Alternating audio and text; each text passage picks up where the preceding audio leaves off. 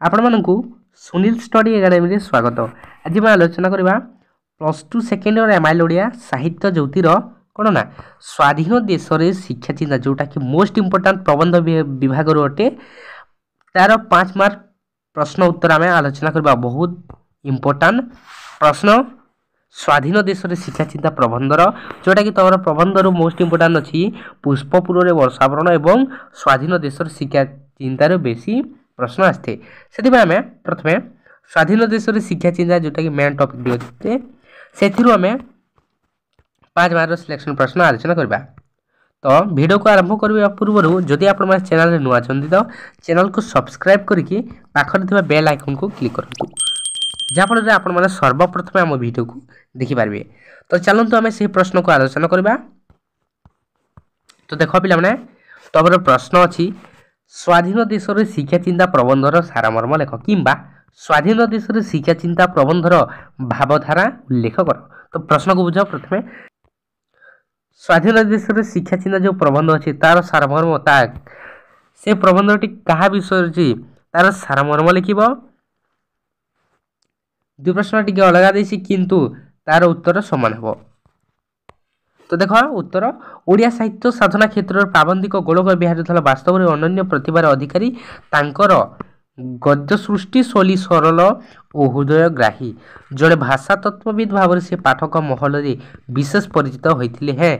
चिंताशील स्रष्टा तथा जुक्तिनिष्ठ प्राबंधिक रूपे तांकर अनन्य प्रतिभार परिचय मिले। तो देख पिला माने प्राबंधिक गोलक बिहारी धल जे कि एकाधार थिले जड़े गद्य सृष्टि शैली सरल और हृदयग्राही जड़े भाषा तत्वविद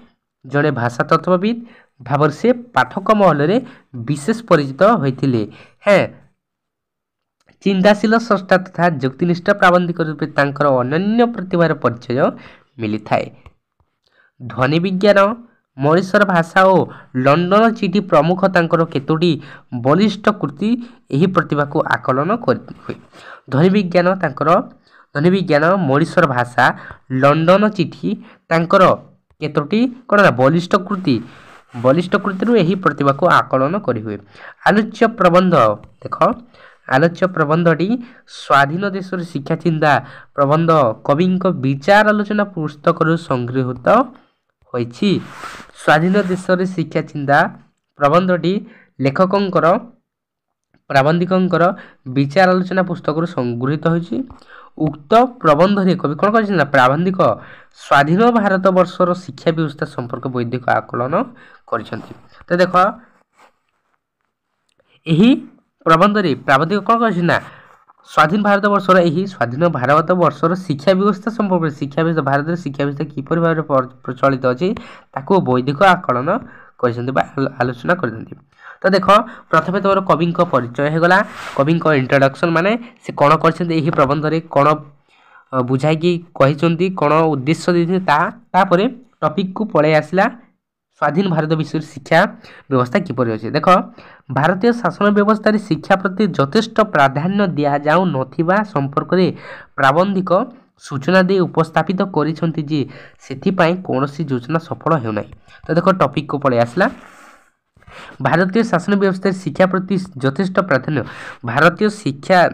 भारतीय शासन व्यवस्था भारतर शासन व्यवस्था रे शिक्षा प्रति यथेष्ट प्राधान्य शिक्षा को गुरुत्व न देबा हेतु सेथि पई कोनोसी योजना सफल हेउ नाही। तेणु मनीष मन को प्रथमे शिक्षा रे सजाड़ी तापर योजना विषय रे कहले ताहा सफल होई परबो। मनीष को प्रथमे शिक्षा रे सजाड़ी माने शिक्षण रे सजाई तापर ताको योजना कथा कहले से बुझी पारिबो। सो फ्रेंड्स देखो भारतीय शासन व्यवस्था रे शिक्षा प्रति यथेष्ट प्राधान्य दिया जाउ नथिबा संपर्क रे प्राबंधिक सूचना दे उपस्थापित करिसन्ति जे सेति पय कोनोसी योजना सफल हेना से प्लान भलो से बुझो। तो जो भारतीय शासन व्यवस्था भारतर शासन व्यवस्था रे शिक्षा को गुरुत्व न देबा हेतु भारत रे कोनोसी योजना सफल हेउ नाही बोली प्राबंधिक मत दैछन। तापर तेणु मनीष मन को प्रथमे शिक्षा रे सजाड़ी तापर योजना विषय रे कहले ताहा सफल होइबार प्रथमे मनीष मन को शिक्षण रे सजाड़ी तापर ताको योजना डेवलपमेंट विषय रे कहले ताहा सफल होबा सक्सेस हे पारिबो। तापर देखो ଏହା ସ୍ୱୀକାର୍ଯ୍ୟ ଯେ ଆମେ ସ୍ୱାଧୀନ ହେବା ପରେ ଆମ ଦେଶରେ ସର୍ବତ୍ର ଶିକ୍ଷା ପ୍ରସାର ପାଇଁ ଉଦ୍ୟମ ହେଉଥିଲେ ହେଁ ତାହା ସଫଳ ହେଉନାହିଁ। ଆମ ଭାରତରେ ସ୍ୱୀକାର୍ଯ୍ୟ ଯେ ଆମେ ସ୍ୱାଧୀନ ହେବା ପରେ ଭାରତ ସ୍ୱାଧୀନ ହେବା ପରେ ଦେଶରେ ସର୍ବତ୍ର ଶିକ୍ଷା ପ୍ରସାର ପାଇଁ ଉଦ୍ୟମ ହେଉଥିଲେ ହେଁ ତାହା ଭାରତ ଦେଶରେ ଶିକ୍ଷା ପ୍ରସାର ହେଲେ ମଧ୍ୟ ତାହା ସଫଳ ହେଉନାହିଁ। ଶିକ୍ଷାର ଏ ପ୍ରକାର ଅବସ୍ଥା ପାଇଁ ଯେଉଁ ମୂଳ କାରଣଟି ଦାୟୀ, ଶିକ୍ଷାର ଏହି ଯେଉଁ ଅବସ୍ଥା ହେଉଛି ତାର ମୂଳ କାରଣଟି ଦାୟୀ, ତାହା ହେଲା ଆମ ଶାସନ ବ୍ୟବସ୍ଥାରେ ବିଶେଷଜ୍ଞମାନଙ୍କୁ ଗୁରୁତ୍ୱ ଦିଆଯାଏ ନାହିଁ। ଏଇଟା ମେନ୍ ଟପିକ୍ଟା ପିଲାମାନେ ଭଲସେ ବୁଝ। ଶିକ୍ଷାର ଏଇ ଯେଉଁ ଅବସ୍ଥା ହେଉଛି ତାର ମୂଳ କାରଣଟି କ'ଣ? ମୂଳ କାରଣଟି କ'ଣ ଦାୟୀ ନା ତାହା ହେଉଛି ଆମ ଶାସନ ବ୍ୟବସ୍ଥାରେ ବିଶେଷଜ୍ଞମାନଙ୍କୁ ବିଶେଷ ଗୁରୁତ୍ୱ ଦିଆଯାଏ ନାହିଁ। ଏଥିପାଇଁ ଭାରତୀୟ ଲୋକେ ପାଠ ପଢ଼ି ସାରିଲା ପରେ ଆମେରିକାରେ ରହିବାକୁ ପସନ୍ଦ କରନ୍ତି। ସେଥିପାଇଁ ଭାରତୀୟ ଲୋକେ ଆମେରିକାରେ ପାଠ ପଢ଼ିକି ସେଠି ସେଟଲ୍ ହେଇଯାଉଛନ୍ତି। ଏହାର କାରଣ ଭାରତରେ ବିଶେଷଜ୍ଞମାନଙ୍କ ସମ୍ମାନ ମିଳେ ନାହିଁ। ଯେହେତୁ ବିଶେଷଜ୍ଞମାନେ ଯଥା ସମ୍ମାନ ପାଆନ୍ତି ନାହିଁ, ତେଣୁ ସେମାନେ କୌଣସି କାର୍ଯ୍ୟ ପାଇଁ ବ୍ୟକ୍ତିଗତ ଉତ୍ସାହ କିମ୍ବା ସ୍ପୃହା ରଖନ୍ତି ନାହିଁ। ତ ଦେଖ, ଯେହେତୁ ବିଶେଷଜ୍ଞମାନଙ୍କୁ ଇଜ୍ଜତ ସମ୍ମାନ ମିଳିନଥାଏ, ତେଣୁ ସେମାନେ ଭାରତରେ କୌଣସି କାର୍ଯ୍ୟ ପ୍ରତି କୌଣସି ଡେଭଲପମେଣ୍ଟ ପ୍ରତି ବ୍ୟକ୍ତିଗତ ଉତ୍ସାହ କିମ୍ବା ଆଶା ରଖନ୍ତି ନାହିଁ। ଏତେ ପଏଣ୍ଟ ବୁଝିଲ। ପ୍ରଥମେ ଦେଖ କବିଙ୍କ ପରିଚୟ ହେଲା, ତାପରେ ଏଠି ଦେଲା ଯେ ଭାରତରେ କାହିଁକି ଶିକ୍ଷା ପ୍ରତି ଯଥେଷ୍ଟ ପ୍ରାଧାନ୍ୟ ଦିଆଯାଉନାହିଁ। ତାପରେ ଭାରତର କାହିଁକି ଡେଭଲପମେଣ୍ଟ ହେଉନାହିଁ, ଉନ୍ନତି ହେଉନାହିଁ ଏବଂ ବିଶେଷଜ୍ଞମାନଙ୍କୁ କାହିଁକି ସମ୍ମାନ ମିଳୁନାହିଁ ତାହା ବର୍ଣ୍ଣନା କରାଯାଇଛି। ତାପରେ ଦେଖ, ବର୍ତ୍ତମାନ ଶିକ୍ଷାର ଯେଉଁ ଅଧୋଗତି ଘଟି ଚାଲିଛି ତାହାକୁ ନ ରୋକିଲେ ଆମର ଅବସ୍ଥା ଶୋଚନୀୟ ହୋଇପଡ଼ିବ। ଏଇଟା MCQ ମଧ୍ୟ ଆସିବ। ବର୍ତ୍ତମାନ ଶିକ୍ଷାର ଅଧୋଗତି ଘଟି ଚାଲିଛି, ତାକୁ ନ ରୋକିଲେ କ'ଣ ହେଇଯିବ ନା ଅବସ୍ଥା କ'ଣ ହେଇଯିବ ନା ଶୋଚନୀୟ ହୋଇପଡ଼ିବ। ସେଥିପାଇଁ ଭାରତ ସରକାର ଶିକ୍ଷା କମିଶନ ବସାଇ ଭାରତୀୟ ପରିସ୍ଥିତିର ନିରୀକ୍ଷଣ କରୁଛନ୍ତି। ତାପରେ ଦେଖିବା ଆମର ପରୀକ୍ଷା ପଦ୍ଧତି ଏଭଳି। ତାପରେ ଆଉ ଗୋଟେ ଟପିକ୍ ଆସିଲା ଆମର ଶିକ୍ଷା ବ୍ୟବସ୍ଥାରେ ପରୀକ୍ଷା ପଦ୍ଧତି। ତ ଦେଖ, ଆମର ପରୀକ୍ଷା ପଦ୍ଧତି ଏଭଳି ହୋଇଛି ଯେ ତହିଁରେ ଛାତ୍ରମାନଙ୍କର ଗୁଣାତ୍ମକ ମୂଲ୍ୟ ନିର୍ଦ୍ଧାରଣ କରିବା ଅସମ୍ଭବ। ଏଇଟା ମଧ୍ୟ MCQ ପ୍ରଶ୍ନ ଆସିବ। ଆମର ପରୀକ୍ଷା ପଦ୍ଧତି ଏଭଳି ହୋଇଯାଇଛି ଯେ ତହିଁରେ ଛାତ୍ରମାନଙ୍କର କ'ଣ ନିର୍ଦ୍ଧାରଣ କରିବା ଅସମ୍ଭବ ନା ଗୁଣାତ୍ମକ ମୂଲ୍ୟ ନିର୍ଦ୍ଧାରଣ କରିବା ଅସମ୍ଭବ। ପରୀକ୍ଷାରେ ଅବୈଧ ଆଚରଣ ଓ ପରୀକ୍ଷା ପାଇଁ ପ୍ରଶ୍ନୋତ୍ତର ବହି ପ୍ରଚଳନ ଛାତ୍ର ସମାଜର ଜ୍ଞାନର ବିକାଶରେ ବାଧକ ଅଟେ।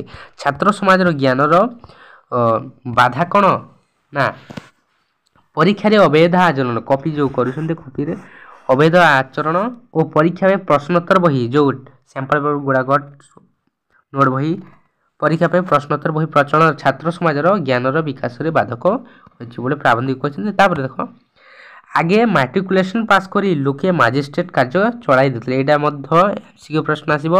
ଆଗେ ମାଟ୍ରିକୁଲେସନ୍ ପାସ୍ କରି ଲୋକେ କେଉଁ କାର୍ଯ୍ୟ ଚଳାଇ ଦେଉଥିଲେ ନା ମାଜିଷ୍ଟ୍ରେଟ୍ କାର୍ଯ୍ୟ ଚଳାଇ ଦେଉଥିଲେ। ଏବେ BA ପାସ୍ କରିଥିବା ଛାତ୍ର ଚିଠି ଖଣ୍ଡିଏ ଲେଖିଲେ ବନାନ ଶୁଦ୍ଧି ରହିବ ନାହିଁ। ଏବେ BA ପାସ୍ କରିଥିବା ଛାତ୍ର ଭଲସେ ବୁଝ, ଖଣ୍ଡିଏ ଚିଠି ଲେଖିଲେ ବନାନ ଶୁଦ୍ଧି ରହିବ ନାହିଁ। ପ୍ରାଥମିକ ଶିକ୍ଷାଠାରୁ PhD ପର୍ଯ୍ୟନ୍ତ ଶିକ୍ଷାର ଅଧୋଗତି ଘଟିଛି। ପ୍ରାଥମିକ ଶିକ୍ଷାଠାରୁ କାହା ପର୍ଯ୍ୟନ୍ତ ଶିକ୍ଷାର ଅଧୋଗତି ଘଟିଛି ନା ପ୍ରାଥମିକ ଶିକ୍ଷାର PhD ପର୍ଯ୍ୟନ୍ତ। ଏଇଟା ମଧ୍ୟ MCQ ପ୍ରଶ୍ନ ଆସିବ। ତାପରେ ଦେଖ, ଏଭଳି ପରିସ୍ଥିତିରେ ଶିକ୍ଷାକୁ ଶେଷ ସ୍ଥାନ ନ ଦେଇ ଶୀର୍ଷ ସ୍ଥାନ ଦେଲେ ପରିସ୍ଥିତିରେ ସୁଧାର ଆଣିହେବ ବୋଲି ପ୍ରାବନ୍ଧିକଙ୍କ ମତ। ଉପରୋକ୍ତ ସମୀକ୍ଷା ଅନୁଯାୟୀ ସ୍ୱାଧୀନ ଦେଶର ଶିକ୍ଷା ଚିନ୍ତା ପ୍ରବନ୍ଧଟି ବାସ୍ତବରେ ପ୍ରାଣୀଧାନ୍ୟ। ସୋ ଫ୍ରେଣ୍ଡସ୍, ଏହା ଥିଲା ତୁମର 5 ମାର୍କର ସ୍ୱାଧୀନ ଦେଶର ଶିକ୍ଷା ଚିନ୍ତାର ସାରମର୍ମର ପ୍ରଶ୍ନ।